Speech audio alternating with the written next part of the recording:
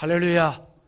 오늘도 함께한 우리 성도들에게 큰 은혜가 가득하기를 주님의 이름으로 축복합니다.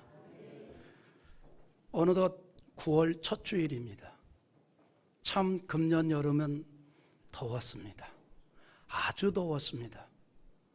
그런데 때 되면 찬바람이 불 때가 옵니다. 기다리면 돼요. 가을을 맞이하게 되었습니다. 풍성한 추수의 계절 맞이한 우리 성도들에게 풍성한 주의 은혜가 가득하기를 다시 한번 축복합니다. 어느 개척교회 목사님이 어디 가면 자기가 먼저 목사라는 거를 밝히질 않는데요. 자기를 모르는 사람들이 있는 자리에서 저는 목사입니다 이렇게 얘기를 안 한대요. 왜 안 할까? 우리 사회가 하도 기독교를 폄하하고 그와 함께 목사에 대해서 거의 사이비 무당처럼 여기는 그런 분위기 때문이기도 하지만 다른 이유가 있습니다. 뭐냐면 자기가 목사라고 하면 뒤이어 따라오는 질문들이 너무 많아가지고 이렇대요. 예를 들어서 저는 목사입니다 그러면 그 다음에 자동적으로 따라오는 질문이 어느 교회입니까? 이렇게 묻는데요. 아니 한국에 교회가 얼마나 많은데 어느 교회입니까? 하면 알아? 잘 알려진 대형 교회를 제외하고 어느 교회입니다라고 하면 모르잖아요. 당연히. 그런데도 꼭 목사입니다 그러면 꼭 물어본대요. 어느 교회세요? 묻는데요. 근데 맞는 것 같아요. 저도 그랬으니까. 제가 목사입니다 그러면 어느 교회세요? 그래요. 그래서 속으로 얘기하면 알아. 그래서 이제 또 물으시니까 어느 교회입니다 라고 얘기하면 아 그렇군요 이게 아니래요. 바로 그 말이 끝나자마자 성도가 얼마나 모여요? 묻는데요. 아니 개척교회에 얼마나 모이겠어요? 그래서 그죠? 한 20명 30명 모여 예배 드립니다 그러면 그 다음 대답이 뭐냐면 네. 그리고 나서 마치 가난한 난민을 쳐다보듯이 그런 눈빛을 쫙 보내고 더 이상 질문을 하지 않는데요. 이런 이유 때문에 먼저 목사라고 얘기 안 한다는 겁니다. 왜냐하면 기껏 질문에 다 대답을 해주고 나서 느낌이 뭐냐면 무능한 인생을 쳐다보는 것 같은 눈빛을 이렇게 느끼는 것 그런 느낌이 왔다는 거죠. 그러나 그럼에도 불구하고 그 목사님이 여전히 복음을 전하고 목회 사역을 감당하고 있다는 이 사실에 감사하고 또 기뻐하고 감격하며 살아가고 있다는 거예요. 저는 여기에 큰 박수를 보내고 싶은 겁니다. 그럼에도 불구하고 무능하고 마치 실패한 자를 바라보는 그런 눈빛을 받았음에도 불구하고 내가 하나님의 일을 하고 있다는 이 사실에 감사, 감격, 기쁨, 즐거움으로 감당하고 있다는 이 사실이 귀한 거 아니에요? 하나님께서 나에게 주신 사명을 인식하고 그 사명을 온전히 감당하기 위해서 누가 어떻게 평가를 하고 또 어떻게 생각하느냐 라고 하는 것이 중요하지 아니하고 하나님이 주신 직분을 감당하고 있다는 이 명분으로 인하여서 감사하면서 사역을 하고 있다는 겁니다. 그런데 여러분 이처럼 목회를 하는 목사만이 아니라 우리 인간은 자신의 존재적 가치를 사명을 통해서 인식을 하고 자신의 행동에 대한 정당성을 명분을 통해서 확증을 하게 되는 거예요. 명분.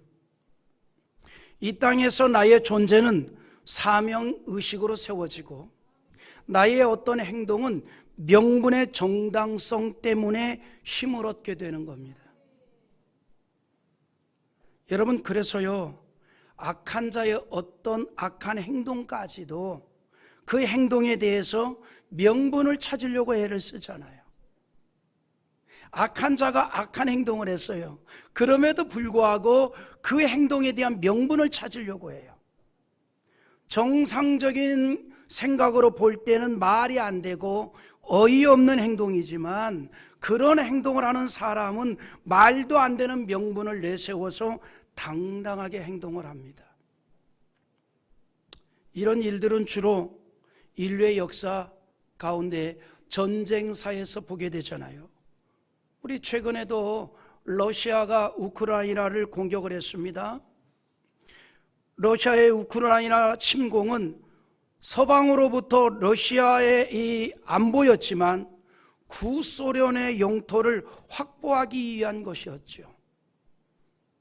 그래서 러시아 내부적인 명분은 뭐예요? 원래 우크라이나는 우리 땅이었는데 우리 땅을 찾아가기 위한 명분 있는 싸움이라는 거예요.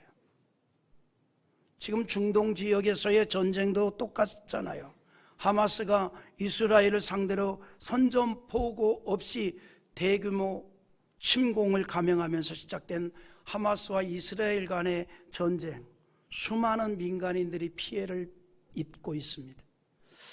그러나 서로 간의 당위성을 얘기하면서 희생을 정당화시키고 있어요. 얼마나 많은 민간인들이 희생을 당하고 있어요. 그런데 서로 간에 그것에 대한 당위성을 외치고 있습니다. 여러분, 사람의 행동은요, 사명과 명분을 통해서 정당화되고 행함에 있어서 힘을 얻습니다. 그러나 그가 하는 일로 인하여서 오히려 수많은 사람이 해를 당한다면 정당화될 수는 없겠죠. 여러분, 우리의 모든 행동에 대한 정당성이나 명분은요, 그래서 어떤 것이 되어야 되냐? 살리는 것이 되어야 합니다. 우리의 모든 행동에 대한 정당성, 우리의 모든 행동에 대한 명분은 살리는 것이 되어야 한다는 거예요. 하나님께서 교회에 주신 사명이 바로 그러합니다. 하나님은 교회에 살리는 사명을 주었어요. 살리는 사명. 하나님께서 교회에 주신 몇 가지 사명 가운데 가장 중요한 사명 두 가지가 있습니다. 첫째는 예배의 사명이고, 둘째는 전도의 사명입니다. 교회를 통해서 하나님께 영광을 돌리기도 하지만 동시에 하나님의 백성으로서의 정체성을 찾아가기도 하는 거예요. 기독교인이 예배를 통해서 은혜를 받고, 예배를 통해서 나의 신앙을 고백하고, 또 예배를 통해서 나를 돌아볼 수 있는 기회로 삼습니다. 그래서 기독교 신앙에 있어서 예배가 참 중요합니다. 지상교회가 예배를 대신할 그 어떤 것도 없습니다. 다시 말해서 교회가 예배를 대체할 그 어떤 것이 없다 이 말이에요. 교회가 예배를 버린다면 교회의 가장 중요한 가치, 가장 중요한 명분을 버린 겁니다.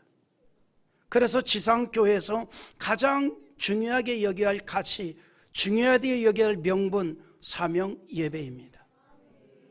그리고 예배와 함께 지상교회에 주신 중요한 사명 두 번째가 전도의 사명입니다. 주님께서는 교회를 영혼 구원을 위한 방주로 삼았습니다. 노아가 방주를 통해서 홍수 심판에서도 구원을 받았듯이 이 땅의 교회는 구원을 위한 방주라고 하였던 겁니다. 사람들이 교회를 통해서 예수를 만나도록 하는 거예요. 이 일을 위해서 교회는 복음을 전하는 것이고 전도를 하는 겁니다. 이 일은 교회의 사명입니다. 존재의 명분이기도 하는 거예요. 여러분, 우리는 교회의 가치를 거기에서 찾아야죠. 거기에서 찾아야죠.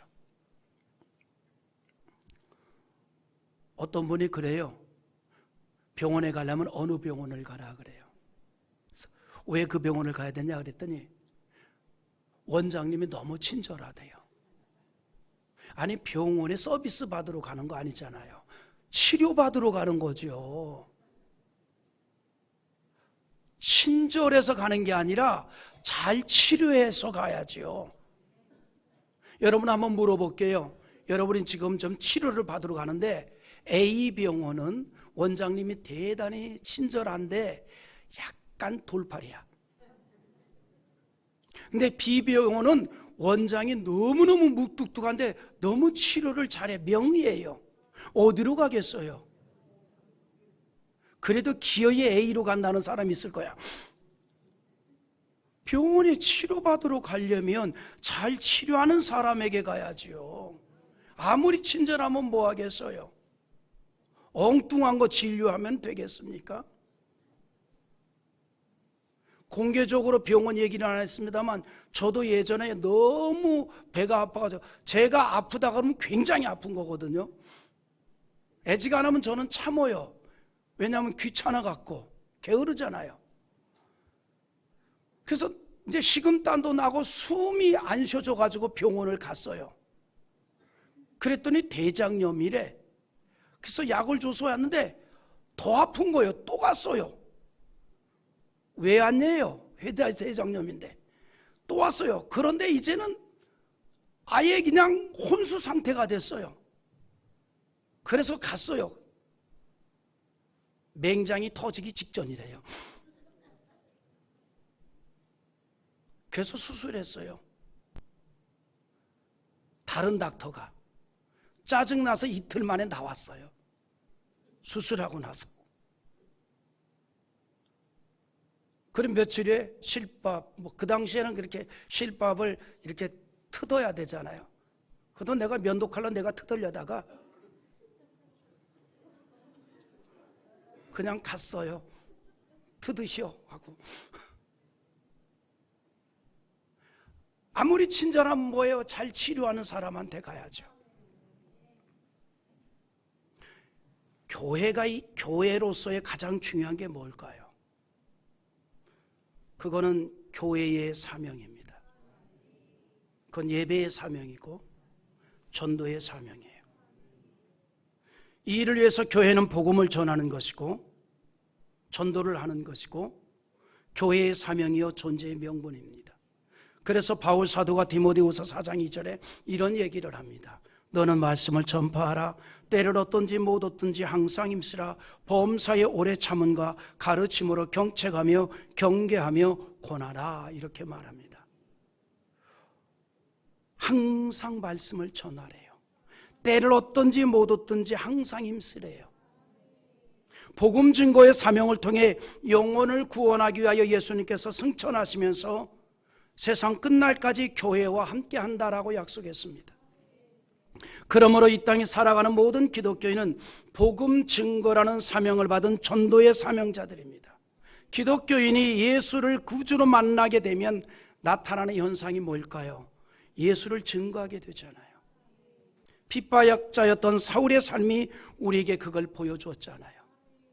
교회에 대해서, 믿는 자들에 대해서 핍박을 그렇게나 심하게 했던 사울이 예수님을 구세주로 만나게 되자 완전히 바뀌었어요. 자기가 그렇게 핍박하던 예수 그리스도가 메시아다, 그가 그리스도다, 그를 전하는데 일생을 던졌습니다. 그리고 후회하지 않았어요. 그리고 그런 바울에게 성령께서 함께하였습니다.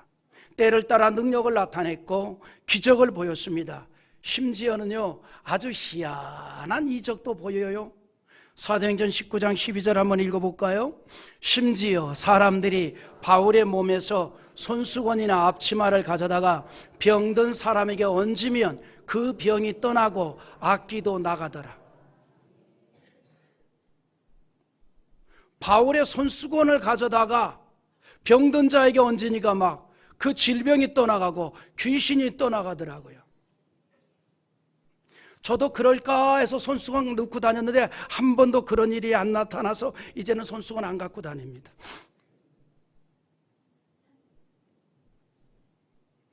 여러분, 성령을 통한 바울에게 나타난 이런 기적을 나타내신 것은요, 바울을 통해서 복음이 증거되고 예수가 전해져서 영혼을 구원하기 위한 일이었던 거예요.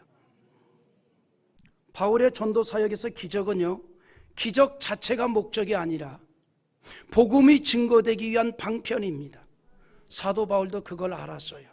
그러므로 바울이 복음을 전하는 일은 자신의 인간의 지혜나 철학으로 하지 아니하고 오직 성령의 능력으로 이루어졌다라고 한 얘기를 합니다. 또 읽어봅시다. 고린도전서 2장 4절과 5절입니다.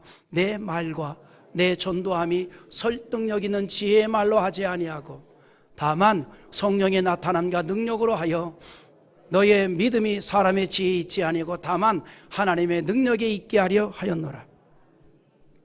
여러분, 지혜로운 자, 지식 있는 자, 말 잘하는 자가 복음을 전하는 거 아니에요.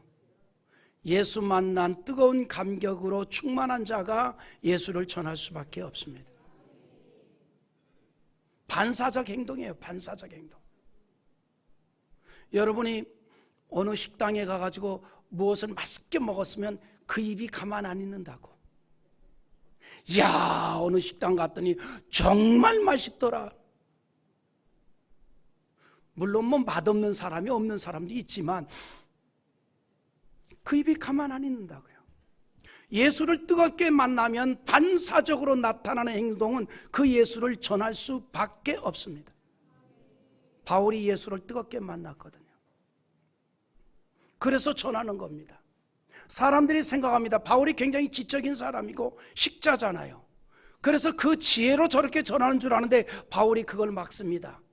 내가 복음을 전한 것은, 내가 전도한 것은 내 말의 능력이나 나의 지식이 아니었다. 성령의 능력이었다. 그런 바울이 전하는 복음은 오직 예수 그리스도의 십자가입니다. 바울의 메시지는 하나님의 한 분이신 예수님이었습니다. 예수 그리스도의 십자가에 못 박히심을 전했습니다. 바울이 전파하고자 힘쓴 것은 예수 그리스도의 죽으심이요 그리고 그의 부활이었다는 것이죠. 때문에 고린도전서 2장 2절에서도 이런 얘기를 하며 또 읽어봅니다. 내가 너희 중에서 예수 그리스도와 그가 십자가에 못 박힌 것 외에는 아무것도 알지 아니하기로 작정하였습니다. 오직 예수만 나는 알겠다 이 말이에요.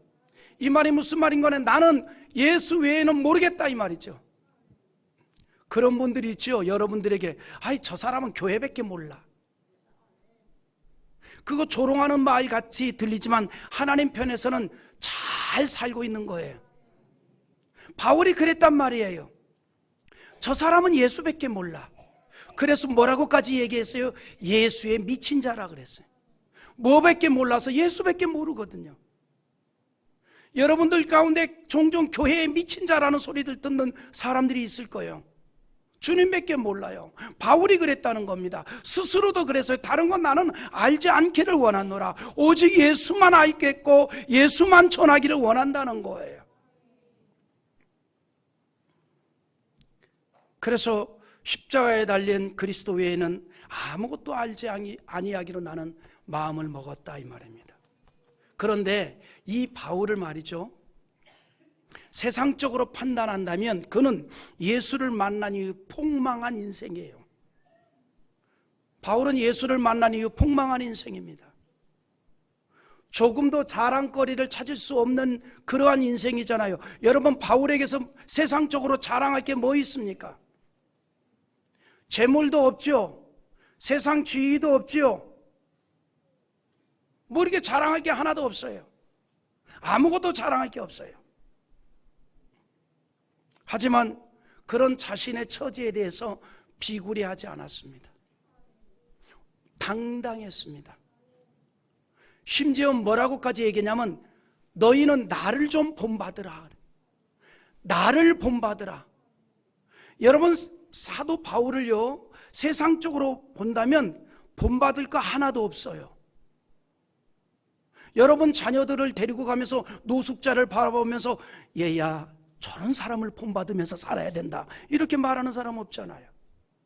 본받을 게 없어서 숙자를 본받습니까? 노숙자. 바울이 그런데 예수 믿고 바울은 세상적으로 보면 완전히 폭망한 인생이잖아요. 명예도 하나도 없어요. 재물도 하나도 없어요. 그런데 그 바울이 이렇게 말해요. 너희는 나를 본받으라. 예수를 믿고 세상적으로는 폭망을 했는데 그런 바울이 자신을 본받으라고 얘기합니다.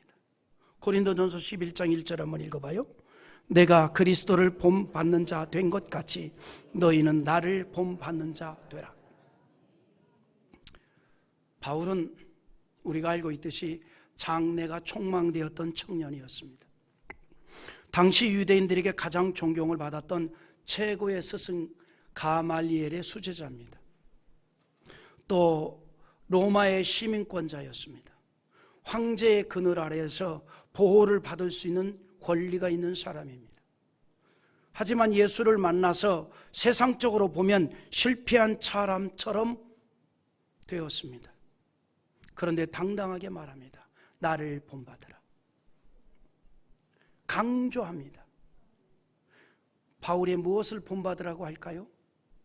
어떻게 해서든지 사람들이 구원받는 일에 힘썼던 그 정신을 본받으라는 거예요.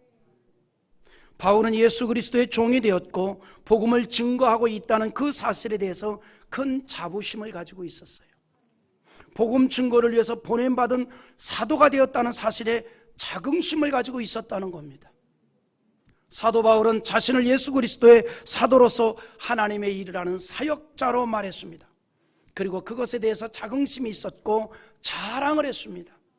복음 증거자로 세움을 입었다는 사실에 대해서 자긍심과 함께 자랑거리로 삼았습니다. 복음을 증거하는 사역자의 삶을 귀하게 여겼습니다. 그런 바울의 전도 사역은 또한 존경받아 마땅했고 또 사역의 과정도 존경스러웠지만 그 열매도 존경스러웠습니다. 그런데 바울이 자신이 복음을 전하는 일에 있어서 아주 특별한 의식을 가지고 있었어요. 복음을 내가 전하는 이유를 아느냐? 내가 복음을 전하지 않으면 내게 화가 되기 때문이다. 이런 얘기를 합니다. 자, 오늘 본문 16절 한번 다시 읽어봅니다. 내가 복음을 전할지라도 자랑할 것이 없으면 내가 부득불할 일임이라. 만일 복음을 전하지 아니하면 내게 화가 있을 것이로다. 그래서 복음을 부득불 전했다는 거예요. 여기서 부득불이라는 말은 강제적으로 의무감에서 반드시 해야 할 일을 말하는데 이 말은 하기 싫은 일을 억지로 했다는 말이 아니고 주께서 바울을 사도로 부르셔서 그에게 복음 증거의 사명을 주었기에 나는 이 일의 책임을 가지고 사명을 가지고 이 일을 감당했다는 거예요. 이것이 바로 바울이 가지고 있는 복음에 대한 의식입니다. 바울은 복음을 전하는 것에 대해서 지극히 당연한 일이라는 의식을 가지고 있었다는 거죠. 바울에게 있어서 복음을 전하는 것은 선택사항이 아닙니다. 바울은 복음을 전하는 전도자가 되기 위해서 부름을 받았기에 삶의 의미와 존재적 가치를 복음 전파에서 찾았습니다. 생존의 명분이 복음 전파였어요. 사람은 누구나 명분이 있잖아요. 여러분의 생존의 명분이 뭡니까? 거의 우리나라 어머니들은 자녀들이었어요. 그래서 이렇게 말해서 내가 너 때문에 산다. 다 그러잖아요. 근데 요즘은 바뀌었어요. 내가 나 때문에 산다. 생존의 명분이 바뀌고 있죠.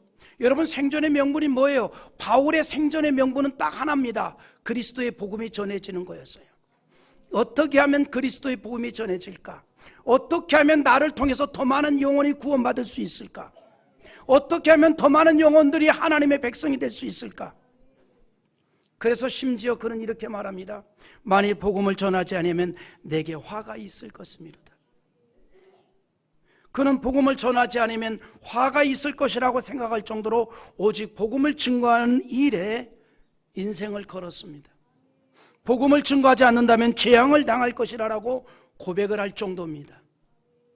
바울 사도가 그의 인생을 마감하면서 그의 삶을 표현하기를 뭐라고 표현한 줄 알아요?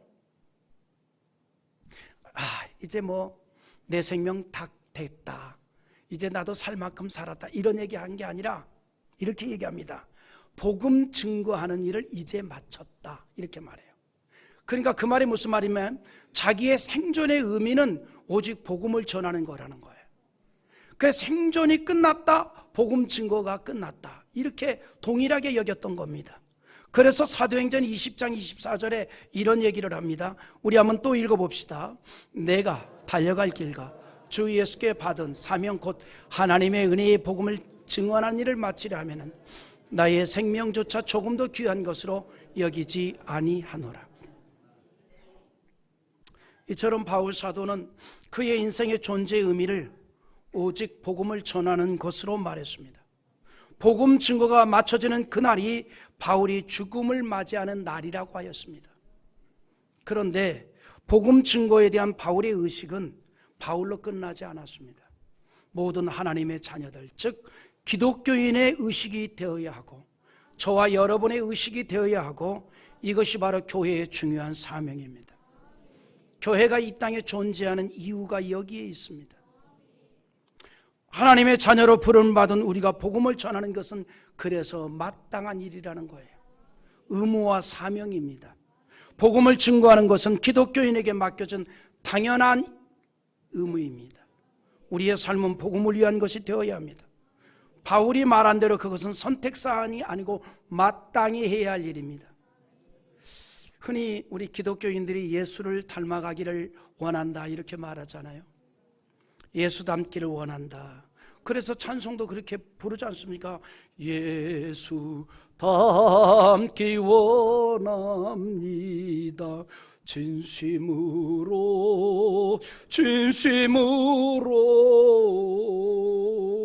이렇게 부르잖아요. 정말 진심으로 예수 닮기를 원한다고 고백을 하지 않습니까? 그렇게 예수를 닮아가기를 원해요. 그런데 여러분, 예수님의 무엇을 닮아가기를 원한다는 걸까요? 예수님의 정신, 예수님의 삶. 여러분, 예수님께서 이 땅에서 하신 가장 중점적인 일이 뭐예요? 예수님께서 이 땅에서 하신 일은요, 천국 복음을 전하는 일이었습니다. 그리고 마지막에는 우리가 천국에 들어갈 수 있도록 십자가에서 대속의 제물이 되어 주셨습니다. 예수님의 사역은 오직 천국이었고 그 천국의 복음을 전하는 사역이었어요. 우리가 참으로 예수 닮기를 원한다면 그 예수의 정신과 예수의 삶을 내 것으로 가져오는 거예요. 누가복음 4장 43절 한번 읽어볼까요? 예수께서 이르시되 내가 다른 동네들에서도 하나님의 나라 복음을 전하여야 하리니 나는 이 일을 위해 보내심을 받았노라 하시고, 성경이 딱 얘기하잖아요. 내가 왜 이 땅에 온 줄 아느냐? 하나님 나라 복음을 전하기 위해서 내가 이 땅에 왔다, 이렇게 말합니다. 예수님께서 복음을 전하는 이 일을 위해서 보내심을 받았다는 거예요. 예수님의 삶의 중심은 오직 복음이었습니다. 그래서 우리가 예수님을 닮아간다는 게 뭐냐면 예수님처럼 천국 복음을 전하는 삶으로 살아가겠다는 얘기예요.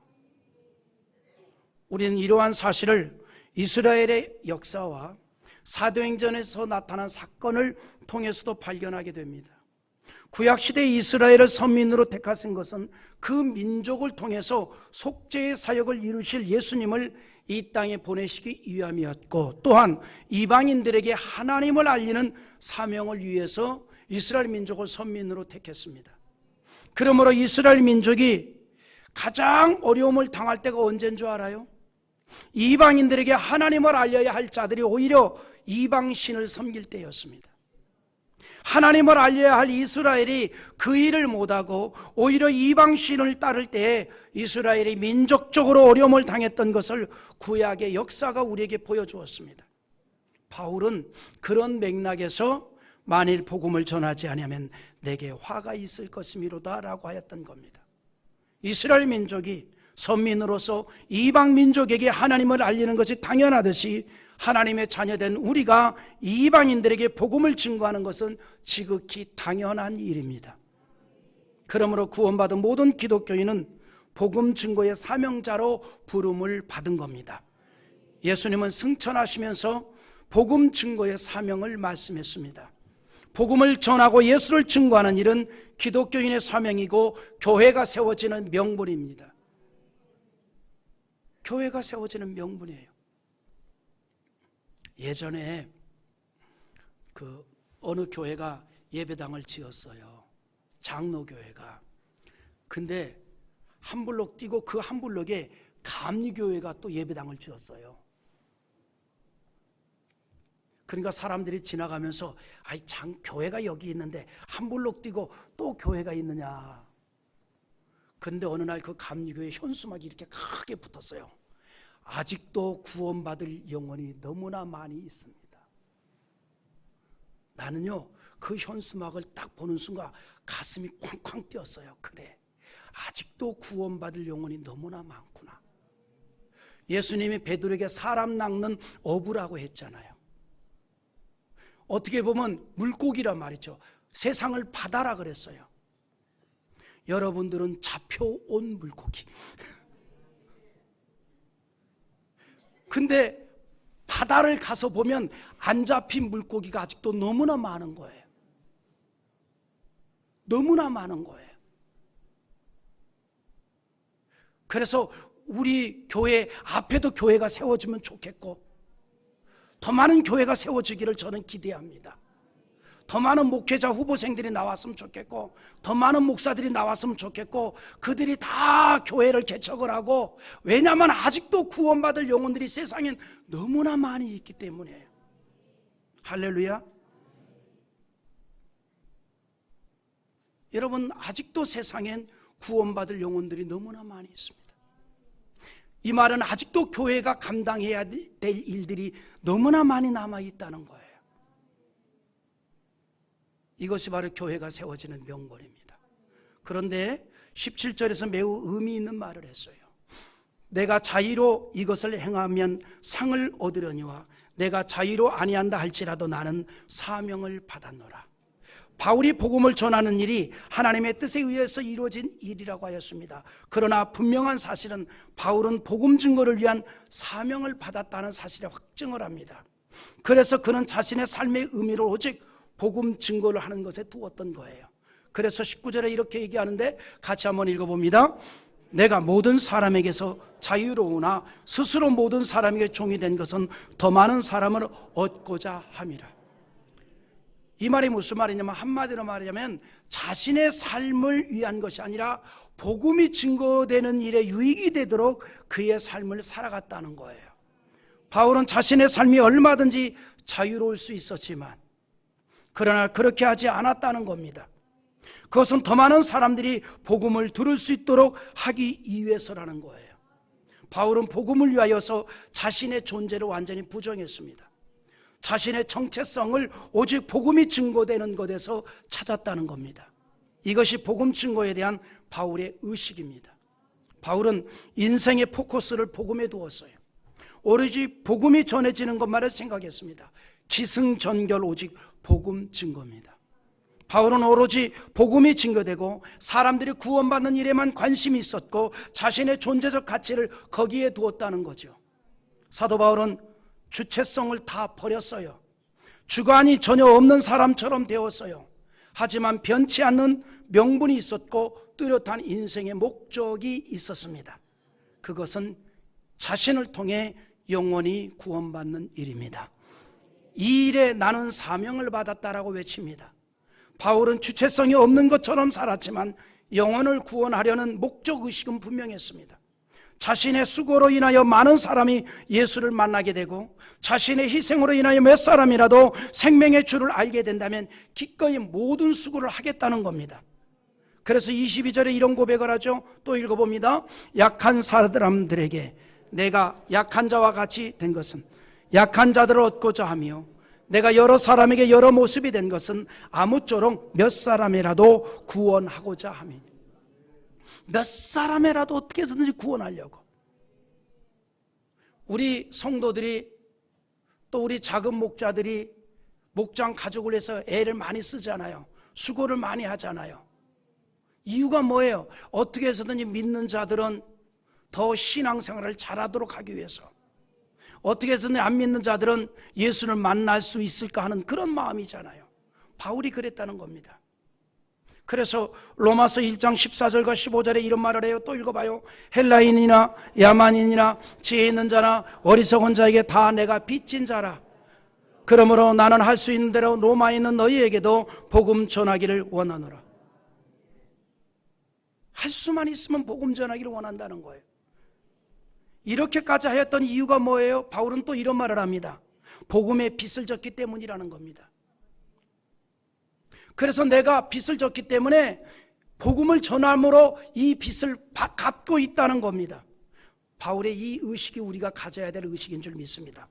우리가 복음을 전하지 않는 것은 그래서 하나님의 크신 사랑을 저버리는 일이 된다는 거예요. 예수님은 우리를 구원하기 위해서 십자가에서 대신 죽으셨습니다. 우리는 하나님으로부터 큰 사랑과 은혜를 받았습니다. 은혜를 받은 우리에게 예수님이 하신 부탁은 복음 전파입니다. 마가복음 16장 15절에 또 이르시되 너희는 온 천하에 다니며 만민에게 복음을 전파하라 그랬습니다. 우리를 위해서 목숨까지 버리신 예수님께서 하신 부탁입니다. 그런데 그 큰 은총을 받았음에도 불구하고 복음 증거의 부탁을 저버린다면 그것은 은혜를 모르는 일이라는 거예요.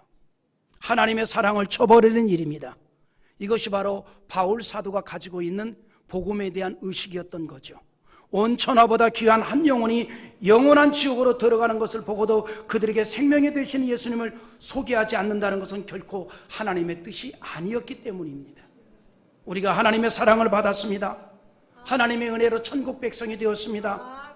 이제 우리가 할 일은 단 한 영혼이라도 나를 통해서 예수를 만날 수 있다면 우리는 잠잠히 있을 수가 없겠죠. 증거해야 합니다. 이것이 교회의 사명이고 교회가 세워지는 명분이고 은혜 안에서 살아가는 기독교인의 신앙입니다. 말씀을 정리합니다. 여러분, 복음 증거는 예수님의 지상 유언입니다. 생명을 살리는 존귀한 행동입니다. 우리 함께 전도자로 나서기를 기대합니다. 나를 통해서 예수가 전해지기를 기대합니다. 나를 통해서 한 영혼이라도 구원받을 수 있기를 기대합니다. 이 일을 위해서 우리 한번 일어납시다. 사명을 감당하는 자 되기를 주의 이름으로 축복합니다.